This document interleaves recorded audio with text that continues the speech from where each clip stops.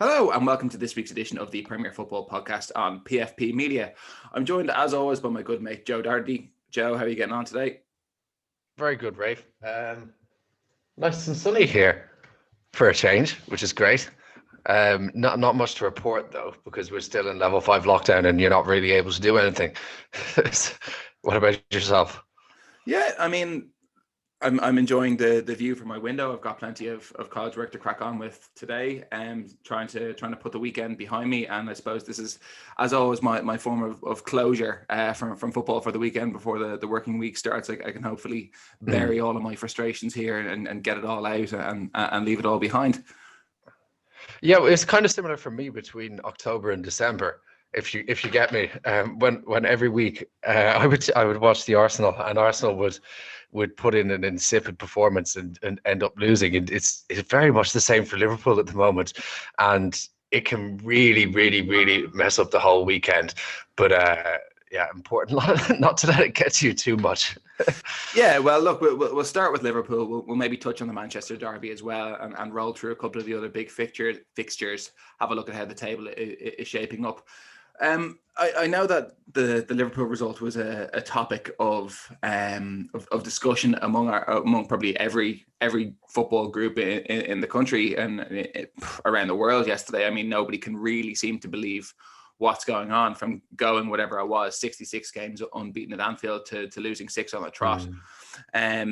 I mean, it's completely unheard of. And I suppose we're at the stage now where the blame game has started. And is it the players' fault? Is it Jurgen Klopp's fault? Is it the owner's fault? You know, is it the coronavirus fault? Like, you know, and that seems to be the topic of discussion. I think I've held firm over the last few weeks that I'm not throwing blame at Jurgen Klopp necessarily or the players. I think there's the massive culmination of issues, but I'm sure that you have a few not insults, but you have a few accusations to level at the manager and the team.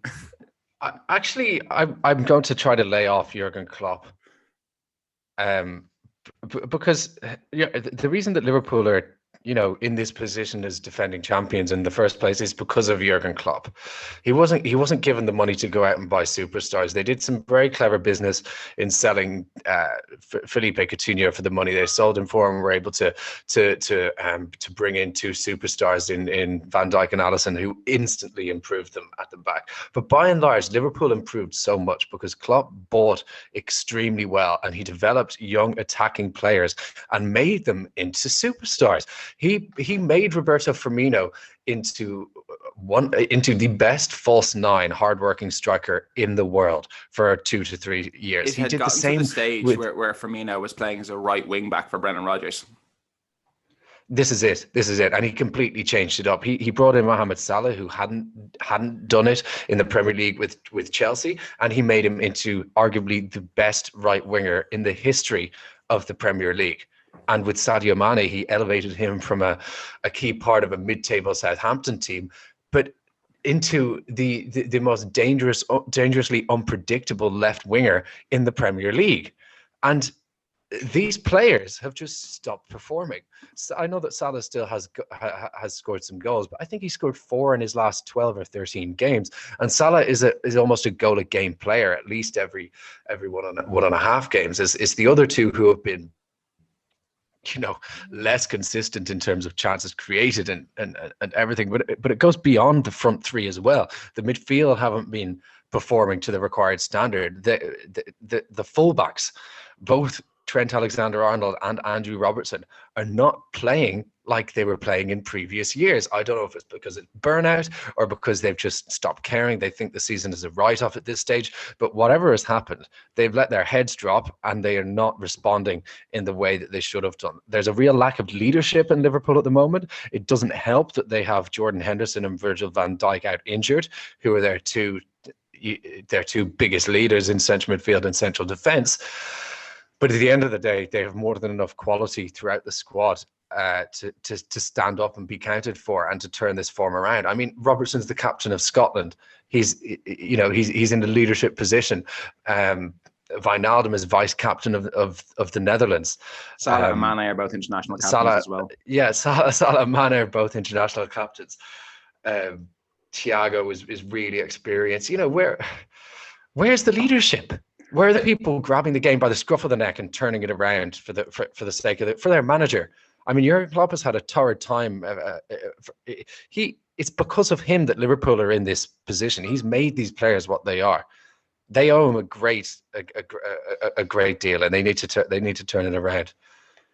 Yeah, no, I agree, and I don't want to give the players an easy pass and say, oh well, look, it's just this season and they can't be expected to do any better, because on paper, when you look at the team, I know it was a changed team against Fulham yesterday, with one eye on the Champions League. But if you look at some of the teams they've been putting out in recent weeks, the teams on paper are good enough to beat whoever they're coming up against. I suppose the way I see it is that we're comparing this Liverpool team now to the Liverpool team of last year. And the thing about Liverpool last year is that they overachieved massively for the team that they had.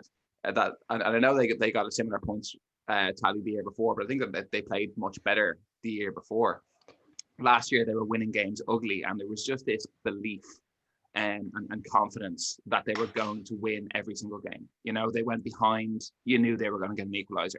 The clock hit 90, 91, 92. You knew there was a winner coming. You knew the opposition goalkeeper was going to throw the ball into their own goal, or whoever they were up against was going to give away a penalty, because just that was just how things were going. And it was that they created that mindset on the back of incredible team performances. And you spoke about Jurgen Klopp transforming some of these guys into superstars. Like, you look at that midfield of Gini Wijnaldum, Jordan Henderson, and Fabinho. And yes, Fabinho obviously signed for big money from Monaco and was highly rated. But if you look at the other two, you wonder how many big six teams those guys would walk into and command a starting place week in, week out. And it's a combination of everything. Look, I don't want to just say, oh yeah, look, there was a load of injuries, so the reserve players aren't good enough, and that's not quite it. It's that this team isn't all pulling together in the same direction. The way the Klopp had the team playing, I think, was incredibly dependent on having key performers doing well in key areas. Like, Gini Wijnaldum isn't going to win you a game of football. You could put him into a League One team or a League Two team, and I don't think that he's going to make the difference on the pitch in terms of going out and winning, getting a goal, or getting an assist. No. For the Netherlands, he does. He has a great record for the Netherlands. But he's got great players around him as well. I wouldn't say great players. They're not a fantastic team at the moment by any stretch of the imagination. It's probably one of the most inexperienced and weakest Dutch teams that I've seen in recent years. I mean, they failed to qualify for the last two or three major tournaments. I'd say that international football, he's a key man. Like, international football is a bit different in the sense that you don't train together for the whole year. The tactics aren't maybe as evolved for international football. But he's like the main man. His goal scoring record is 21-70 for the Netherlands, which is that's a pretty good goal scoring record in international football. It is. But the job that he does at Liverpool, he doesn't get as close to goal. He's not encouraged to shoot or to get into those positions as much. And even though he's been playing every single week, he's not the one that's going to change the game for Liverpool. The job that he does for Liverpool, it involves covering a load of ground and playing a load of passes into space and playing the pass before the pass before the pass for the goal kind of thing. It's a very discipline specific role. And in recent weeks, he very much has been playing as a defensive midfielder.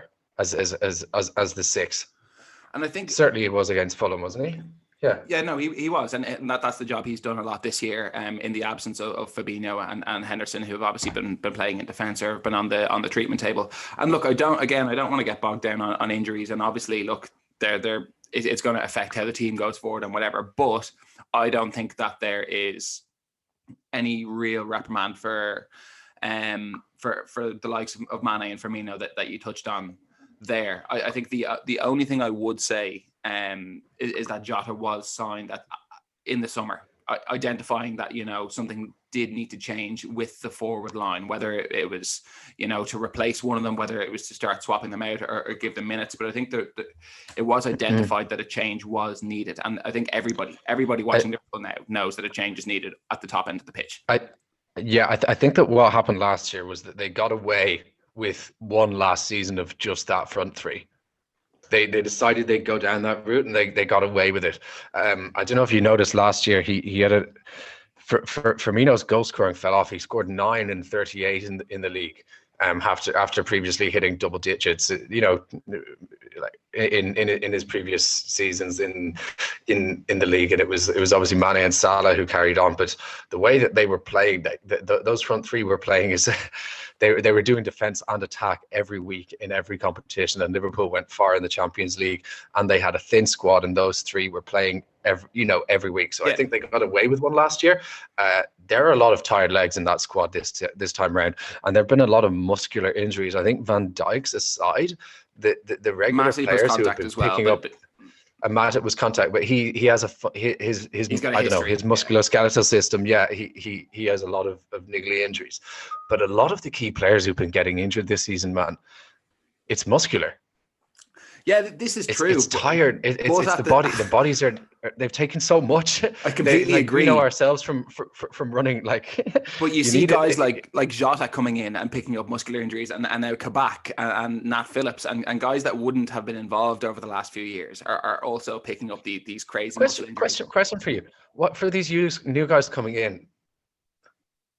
I bet you that the training regime is much different for Jurgen Klopp than it is for the managers they were playing for. I know that Jota did press for Nuno, but I think that Nuno is a much more conservative manager than Klopp. He's not as nearly as gung ho.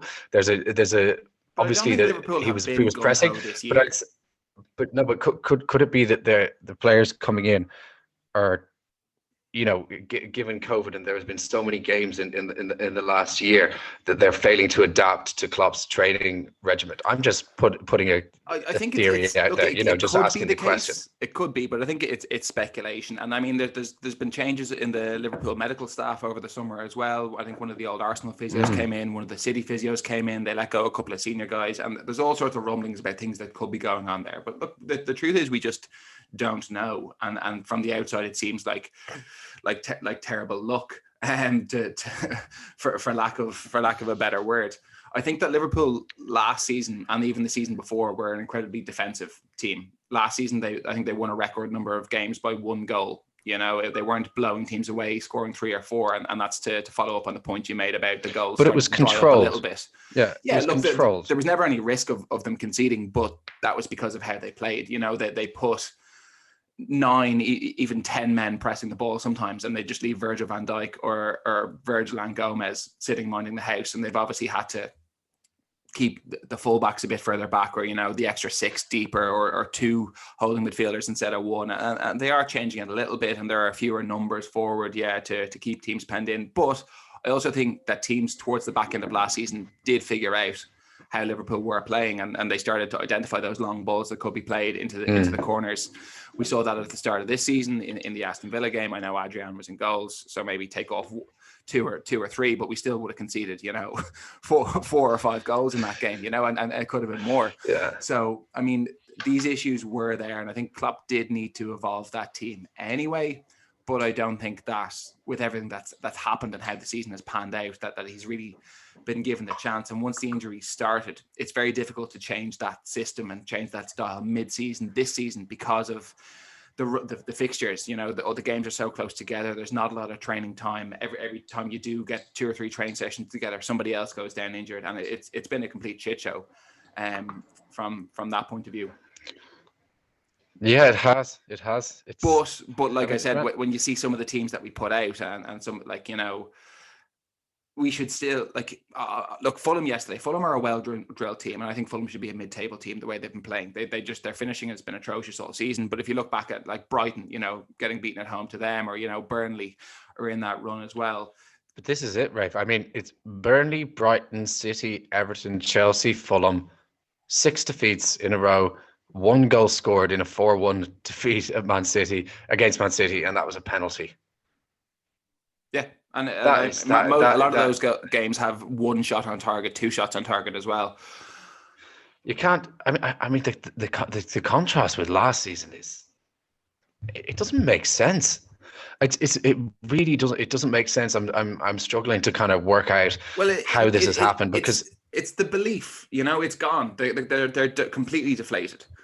They're not true. organized out there. You know, they don't know what they're doing. Last year, it was all telepathic. They'd get the ball. Virgil would spray a 60-yard diagonal to Trent, trying to be bombing balls into the box. Robertson, everybody knew what was going on last year. And even you see some of the crosses going into the box this year, and there's no one on the end. And nobody has that belief to go and get there. Nobody's anticipating it. People don't see it coming the way they saw it coming last year. It's very comparable to Arsenal's run earlier on in the season, I think. Because what, like, obviously Arsenal went from mid-table to low table, and Liverpool have gone from top of the table to mid-table, so there's a difference there. But it's like, once you get on that sort of run, everyone's heads drop. Your best players, like, how long did Aubameyang go scoring a goal? Yeah, exactly, and the teams just stop creating chances, and as well, when you get in that sort of run, you have no luck as well. Everything that can go against you goes against you, and it's just about. I thought that the win against Sheffield United would prove a catalyst, but unfortunately for Liverpool, it didn't. Man, the thing is that every game from now on is a must-win game. I mean, you need to go and beat Leipzig and not just go through with a draw. I think that a good win, the same as what happened 2 weeks ago. And you'd really like to think that would give the team confidence, but you wouldn't bet on it. I mean, the crazy thing about the game against Fulham was that the results and the performance were not a surprise anymore. No, I think that's fair to say. I think that it's interesting though that there is almost a stark contrast between home form and away form. I think the only one of the last 5 away games that they've lost is Leicester, you know, and they've won the other 4 in the league. The Anfield decline, it's harder to understand when they can still pick up points on the road. You know, they're still going to Budapest and beating Leipzig 2-0 in the Champions League and playing them off the park. And you're thinking, how is this? Like, if we're making all these excuses for Liverpool that they can't train together and, you know, they've had bad injuries, and then you see them go out and they put in a performance like they did a couple of weeks ago, or they go and they beat Spurs, or they go and they beat West Ham, or whoever it is, and you think, how is this the same team? You know, that's the most frustrating thing for me. If they were rubbish across the board, week in, week out, it'd be understandable. But it's the home form that's the hardest thing to understand about it. And I know there's no fans, but that. They still shouldn't be losing every game, you know. If they should be losing half the games, or you know, I don't understand why they can't create chances at home, you know, whereas they seem to be able to do it on the road, because there should be no difference between home and away this season of all seasons. Do you remember the last game before this terrible run started? Which remember what it was? It was the Palace game at Selhurst Park, where Liverpool scored 7, and I think Mane scored a hat-trick or 4 or something like. Did he? I think he scored a hat-trick. Yeah, I mean, they were banging goals. How does?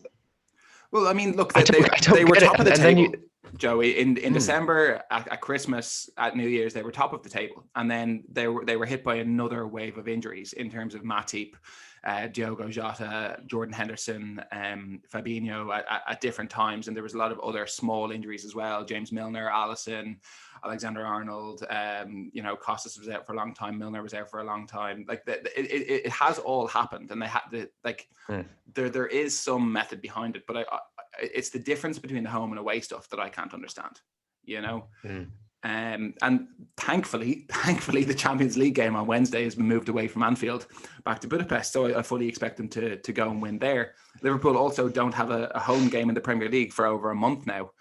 I know there's an international break for 1 week, but their next 3 fixtures are all on the road. So, look, they're small wins. Diogo Jota is back fit. He was fairly anonymous in the Fulham game, but he looked good when he came off the bench last week.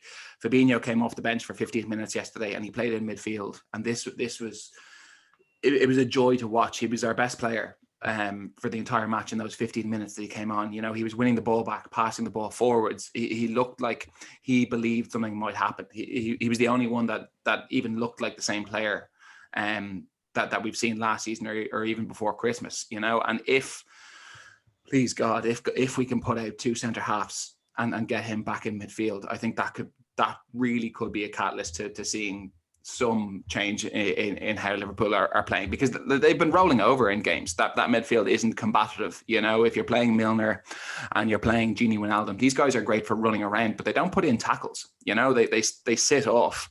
They try to get back behind the ball, and there's nobody engaging the play. So if you're playing guys like Fabinho, Naby Keita, and Thiago in midfield, these guys are all going to aggressively try to win the ball back, and maybe that might be the kind of change that Liverpool need to see. Man, sometimes all you need is a big tackle. Makelele style. Yeah, Makelele style. I remember years ago, Phil Neville, I think he was playing for Everton by then, would put in a big tackle. I think it was on Cristiano Ronaldo, and it kind of spurred Everton on to either get a equaliser or to win the game or something. But you sometimes just need a big moment in a game in the form of a tackle, or just to get the team going and get engage a bit of passion and a bit of life back into the team.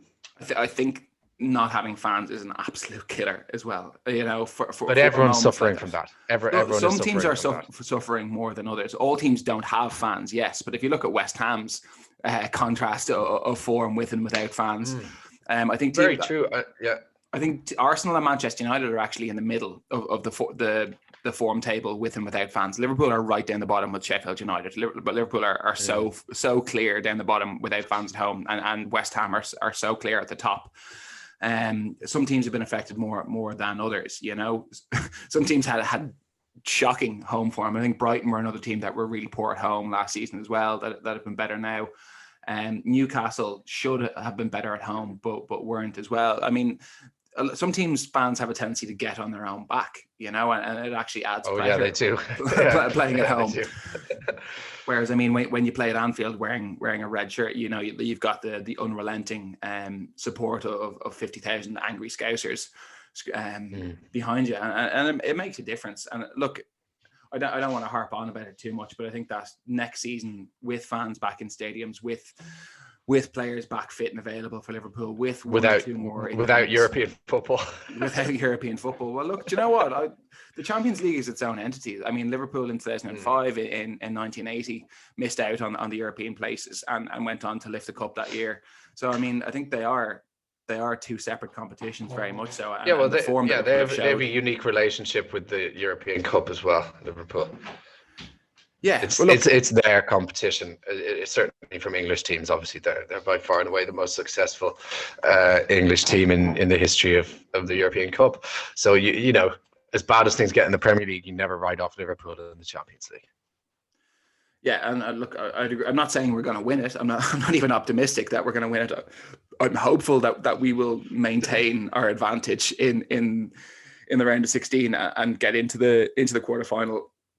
And then all we can do is hope for a good draw. And if we can get a good quarterfinal draw, then I think everybody can start to believe. But, you know, if we pull out one of the top teams in the next round. You wouldn't fancy it against the Bayern Munich right now, would you? No. Not on current form. No.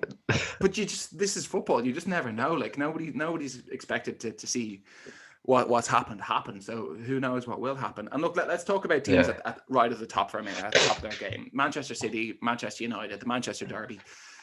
An away win. United win against a Big Six team 2-0. Manchester City don't register a blow. You have to say, is that Solskjaer's finest moment? You'd have to say it is. I think the Paris game is still the pinnacle for them, isn't it? Because of the late goal. Paris away, the comeback, you know, doing it in Europe.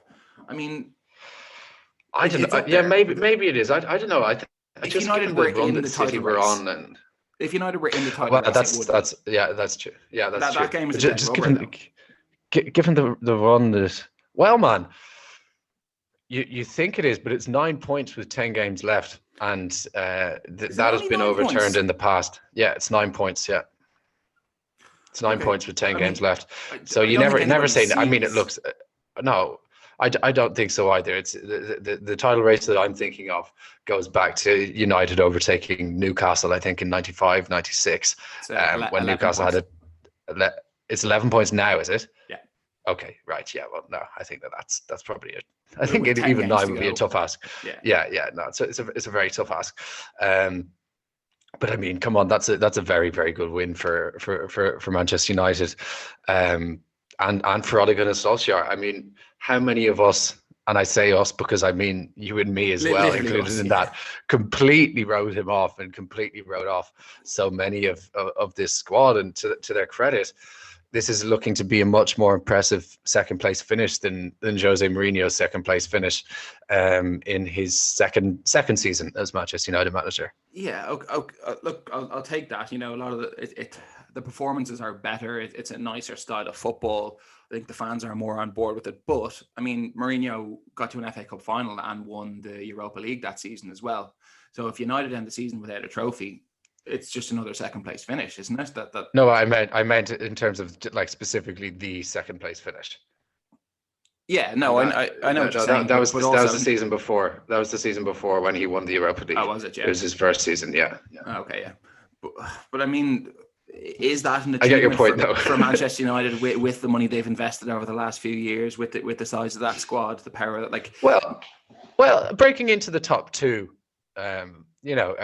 overtaking Liverpool. Did they break into the top two, or did Liverpool just plummet out? I think Liverpool. Yeah, I think Liverpool. That was self-inflicted on the part of Liverpool. Over the last 3 seasons, you look at Liverpool and Manchester City putting up 90, 98, 99, 97, 100 points. You know, United haven't gone Rafe, and done I think that. United finished third last season, right? And they overtook Chelsea on the very late on, didn't they? Yeah, that was what happened. Everyone was expecting Chelsea to finish third, and then that didn't happen. I mean, and this is a season where Chelsea have had many issues, Liverpool have had many issues, Tottenham, Arsenal have had many issues. Even City have had issues. They're nowhere near on course for their own standards. For their own standards, yeah. Even City. So, are United about par? I don't think so. I think that there's been more about them this season that I think they've been lucky in parts, but I didn't expect them to be where they are right now because I didn't rate Solskjaer, and funnily enough, I still don't. I don't know what he'd have to do for me to rate him. I think he'd probably have to win win the treble. Win anything, Joe. He's done nothing. they just lose semi-finals. That's now they're celebrating coming second. You know what? They a couple of months ago they were 6 points, 5 points off Manchester City, and he was saying no, we're not in a title race. You know, they had what's the ambition in that club? Well, I think everyone's well aware that the ambition of the board is just to finish in the top 4. Yeah. Look, I don't know. I suppose I wanted to. We wanted to talk about it briefly. Man City aren't on course for their own standards, as we mentioned there. I think they'll be disappointed with that result. You know. Yeah. They obviously wanted to try and set some records for the most consecutive wins in the Premier League and this kind of thing. Liverpool and Man City both have the record on 18, I think it was, over the last 2 or 3 seasons, and what they got to 16 this year. So I mean, it's not to be. I think. Go on. No, I think it was 18, wasn't it? Or are you talking about in the? It was 20. This time, in all competitions 21, but in the Premier League, I think City did 18 in 18-19 and Liverpool did 18 in 19-20. I think this season City did 16 in the league. So I mean, their form obviously since Christmas has been incredible. It's been back to the best, but I think that really would have hurt them today because that Manchester United team isn't really good enough, I don't think, to be going and winning a game like that. I mean, the penalty in the first minute was so soft. We've talked about Gabriel Jesus on this show before, and I don't know what he's doing in that part of the pitch in the first place, but it's a stupid tackle. And then they don't get out and close down the ball quick enough for the second goal. It goes through Rodri's legs. He's meant to be a defensive midfielder. I think rule number 1 at that level is close your legs, when you're blocking out a shot. So he's not done his keeper any favors there. I still maintain that this Man City team is a bit of a myth. I think that as the season has gone on and other teams have tired around them, their ginormous squad has benefited them, and they've just waited for other teams to essentially tire themselves out. It's a very cynical way of looking at it, but I wouldn't expect anything less. I mean, when Yeah, I everybody mean, when obviously everybody had the energy at the start of the season, they looked let's subpar. let's So let's get things straight though. Everyone has the same. Everyone submitted the same amount of players at the start of the season. It's just that they have more quality in their reserves. no, look, they do, and we can't dispute that they do have the better squad, but it's just how that squad has been assembled, and if it's a level playing field. Yeah, well, I think there's definitely a conversation to be had there. It's, I mean, man, it's extremely obvious what's happened there. Everyone knows the story. That's the situation that they're in. They're in a position where they're able to go out and they're able to spend on 3 or 4 new £50 million players every single season. If you look at the changed right backs for Manchester City and Liverpool have Nico Williams or James Milner, filling in at right back, whereas Man City have Kyle Walker. Yeah, but Liverpool don't need to have Nico Williams. I'm not going to say that Arsenal's right back choices are anything to get carried away with, or Tottenham's, but Tottenham have Doherty and Aurier, and they were able to let Kyle Walker-Peters go. Those are 3 Premier League standards right backs. Arsenal have Hector Bellerin, Ainsley Maitland-Niles, who's gone out on loan to West Bromwich Albion, and they brought in Cedric Suarez on a free. Cedric Suarez is nothing outrageously good, being but funny, those are mid-table players, and that's why Arsenal are mid-table. I don't think that Bellerin is, and that's people could come at me for that. But I don't think he's suited to Arsenal anymore. But when he moves, he'll move to a top club, like PSG or something like that. They've been interested in him for a few years, or one of the Milan clubs maybe. What I'm saying is that for a second choice right back, Liverpool should be looking for someone of the class of Cedric Suarez. I mean, he's a dependable mid-table right back. That's what you need as a reserve, not a 19-year-old. The difference between Ainsley Maitland-Niles and Nico Williams is that Ainsley Maitland-Niles has been, he's very average, but he's dependable at times because he's had the opportunity to play many games, but Nico Williams just hasn't had that opportunity yet, and he's been thrown in the deep end this season when he's played. Yeah, look, I think that Liverpool definitely could have better reserves or stronger reserves, but they've invested so much of their wage budget into the first 11 in order to compete with Manchester City over the last few years. They've had to pump all of their resources into assembling the best first 11 that they can, because they know that they can't compete in terms of squad size. Look, we touched on Arsenal there for a minute. We haven't looked at them properly in a long time now. And another draw to a bottom half side. Arsenal went ahead in this game before hilariously, throwing the lead away through an Arsenal era for the what's the word? Ages? No, for the I don't know, for a classic Arsenal era anyway. Yeah, but this is the thing. Like, for most of the game, Arsenal played very well, and should have won 3-0. I would say this was Burnley's only chance, and it wasn't even a. Leno passes it to Xhaka, who boots it straight at Chris Wood, and it goes in off his waist.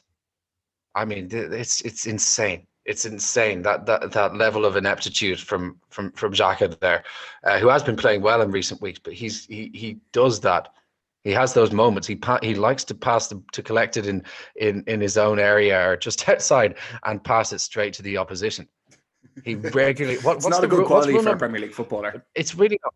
What's rule number one as any player? You don't pass play the ball it across your own box. Yeah, don't play the ball across your own box. You just don't do it. Like just punt it up the field if you absolutely have to.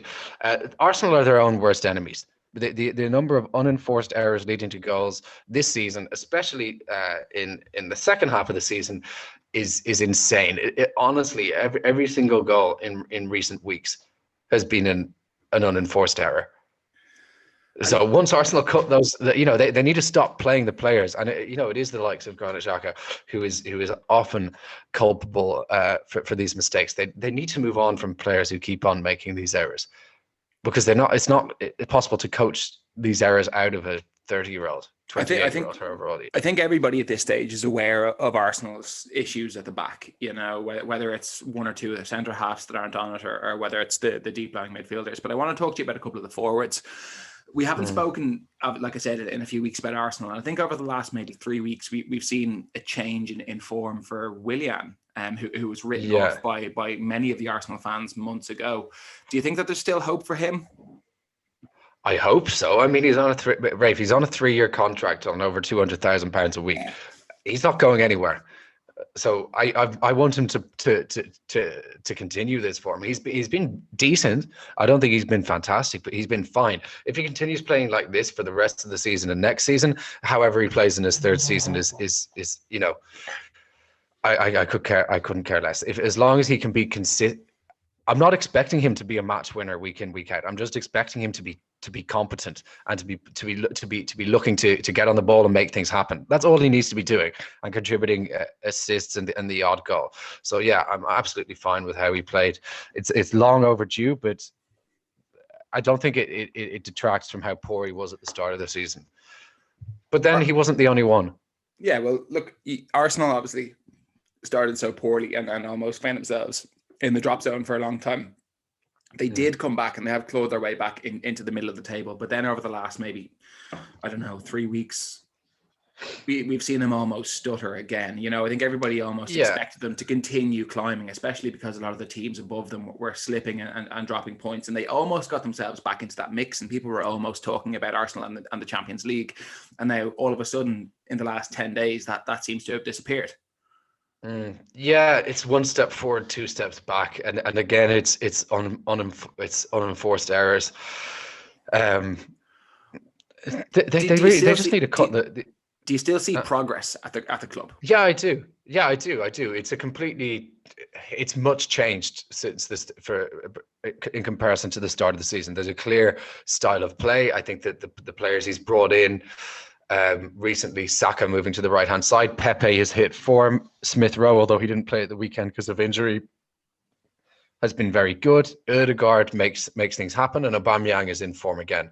There's Kieran Tierney has been essential to everything that Arsenal do well, and there's a real. The passing out from the back was their own worst enemy on the weekend, but when it works, it's actually very nice to watch. And Arsenal go from point A to B very quickly, and players like Partey are able to break the lines through midfield and run. Finally, Arsenal have a midfield runner, and Arsenal can counter-attack and break through the opposition in a very efficient way. I think that Arsenal should be, well, your team is where they are for a reason. But if it weren't for unenforced errors, Arsenal would be where Tottenham are now, on the cusp of top four, and it would be a different conversation. But clearly, these errors leading to goals have had a detrimental effect on Arsenal's ability to qualify for the Champions League through league places this season. Obviously, Ødegaard is on loan from Real Madrid. If Arsenal were to sign two players over the summer, what positions would they be targeting? Are they still looking for a centre half? They seem to have a load of centre halves that aren't good enough, but are they still, would that be the first priority still, or is it a midfielder or a goal scorer? Yeah, no. For me, it's a right-sided centre back and a centre midfielder to play with Partey. I like Granit Xhaka. I can't have him playing anymore.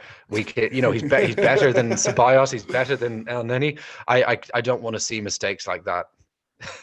I see he's made more errors leading to goals than any other players in the Premier League since he signed for the club, and he's not even a defender. So I don't want to see that anymore. There's no coincidence that we haven't qualified for the Champions League since he signed for the club, and I'm not putting the blame only on him. Of course not. I like I said, I think he's a competent. He can be a competent player, but if he were to not be playing every week anymore, I'd be quite happy. So an upgrade there is badly needed. I fear, Joe, that we may need to eat some humble pie on this show soon, because I'm starting to get worried about Spurs. I'm starting to get worried that they might nick a Champions League spot. Didn't we say we weren't going to talk about them? That we're only going to talk about them when they lose. I said this to you last week, though, about Gareth Bale possibly being back in form. Another 2 goals from over the weekend. Harry Kane with another goal, another 2 goals. Sorry. I mean, they very impressive performance from the front three, from 4, however you want to put it.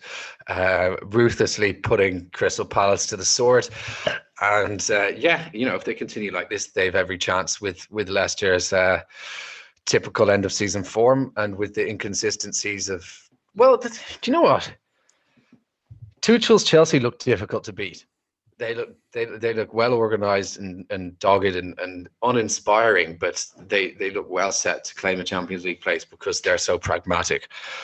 So I think that there might be one place up for grabs, and on current form, Spurs look the most likely of those outside the top 4 to break in.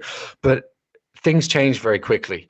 It was only a couple of weeks ago that we were saying that Spurs were dead and buried and headed for a mid-table finish. Now Gareth Bale has hit form. The thing is that he's hit form at the right time of the season for them. He has. If he goes on and scores 10 in the last 10, or even 8 in the last 10, or however many it is. In his last 2, doesn't he? Yeah, he has, man. Yeah, he has. Yeah, so he's well on track to do that. Kane, we know. Kane never really dips off. It's only when the whole of the rest of the squad dip off that he's kind of unable to perform. But when you have a couple of others chipping in, then he's just fantastic. Here's one for you, Joe. Spurs yesterday became only the 2nd team this season across Europe's top 5 leagues to score 100 goals this season. They did, yeah. Behind Bayern Munich. I mean, they are scoring goals.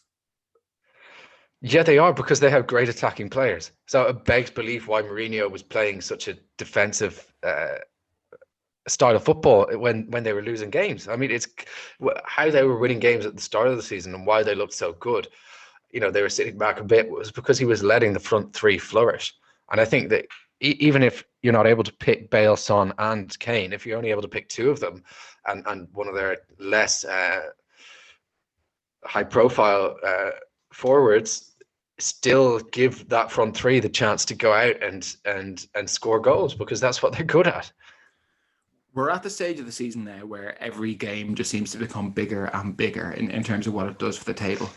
Chelsea play Everton tonight, and that is absolutely massive. When you look at those 2 teams and where they sit now, if Everton win that game, they leapfrog Chelsea into 4th, and they have a game in hand. They could be potentially 1 point behind Leicester if they win their other game in hand. They're one that we haven't spoken about a lot. I know I like to play Leicester good, Everton bad, and we still don't know. But, I mean, Carlo Ancelotti, he's done this before. He's not a rookie. He's not a novice. And at some point, we have to start backing him to go on and actually nail down that spot as well. I mean, he's a world-class manager, Rafe. He's done it everywhere he's been. I know with Napoli it didn't quite work out, but it wasn't a complete disaster. He has, yeah. He's the reason why Everton are where they are right now. But we're in a situation where 2 of Brendan Rodgers, Thomas Tuchel, Jose Mourinho, Carlo Ancelotti, and Jurgen Klopp, 3 of those guys are going to miss out on Champions League football. And this is the quality of the Premier League at the moment. There are some good managers in the league at the moment, aren't there? Never mind David Moyes, who's in there battling as well. He's in line for a new contract if the gossip pages of the BBC are to be believed. Done a great job. Never mind Aston Villa and Dean Smith, who somehow still have in with a shout as well. It's and I suppose when you see teams like Aston Villa and West Ham and Everton achieving so highly, I mean that stings me as a Liverpool supporter, and it obviously stings you as an Arsenal fan, seeing teams that I know I want to make excuses about Liverpool's injuries, but when you look at the players on the pitch, you think, God, whatever 11 Liverpool or Arsenal can field, surely they have to be of a higher standard than Villa and West Ham. But I suppose it just shows you the value of consistency in terms of a starting 11 and good coaching and everybody understanding that their job. Yeah, it absolutely does. I'd say the same for Leicester as well. I don't think Leicester have a particularly amazing squad. Even their first 11, I think I think they're punching way above their weight. I really do think that That Brendan that win Rodgers, for them was massive over the weekend huge. Yeah, yeah. because That was they were a poor goal against. behind, and if they had lost that game, I don't think anybody would back them to finish in the Champions League places. Yeah, 100%. It was probably a good time to play Brighton, right? A team that struggles so badly to put games away. There was a massive game down the bottom of the table. Newcastle played West Brom, and that was one of the worst games of the season. I mean, Yeah, if I said this yesterday, if West Brom were even 1% less shit, they would have won that game. You know, they dominated Newcastle, but their ability in front of goal is just appalling. This guy Diagne, yeah. I mean, he couldn't score at at an underage disco, like, you know. Yeah. I didn't watch it, and I won't be watching games like that. That's I watch Fulham if they're playing if there's a relegation 6-pointer, but Newcastle and West Brom, Joe, it's Newcastle just were such awful. We're awful. We're Allardyce against awful. Bruce. I mean, Newcastle are dreadful. In terms of deserving to go down, you'd have to put Newcastle in there along with Sheffield United and West Brom. I think so. I And I mean, mean, they're watching West appalling. Brom yesterday, they're giving it a go under Big Sam. They're trying to Yeah, play. They were even creating chances yesterday. The number of corners they were put, you could see at least what they were trying to do. Like Newcastle offered nothing, absolutely nothing. man, they don't realize that they're in a relegation scrap. Bruce thinks that it's fine, that they're just going to survive. But yeah, they're in a dark place. Very, very dangerous situation for them. They could easily be heading for relegation. Yeah. All right, well, man, look, I think that's pretty much everything. That's all of the big events from the weekend. Yeah. There's nothing that we missed, is there? No, that was good chat, man. We covered a lot of bases. Both of our teams are wildly inconsistent, and it's not been a great season. But it's been a great season in terms of, other teams gate crashing the big six, big improvements. Man, Wolves, they've really disappointed me this season. Obviously, huge injury to Raul Jimenez, but I'm just thinking in terms of, they were the ones I would have thought would be gate crashing the big six first. Yeah, based on the format of the last couple of years, that would have been the expectation. But look, sure, who knows where they're going to finish, man? This is how tight it all is. Man, they could go on a run and finish 7th again. You just never know. Yeah. Sure, look, this is it. Yeah. All right. Well, look, thanks for joining me again, and I suppose we'll talk to you next week. Yeah, perfect. Cheers.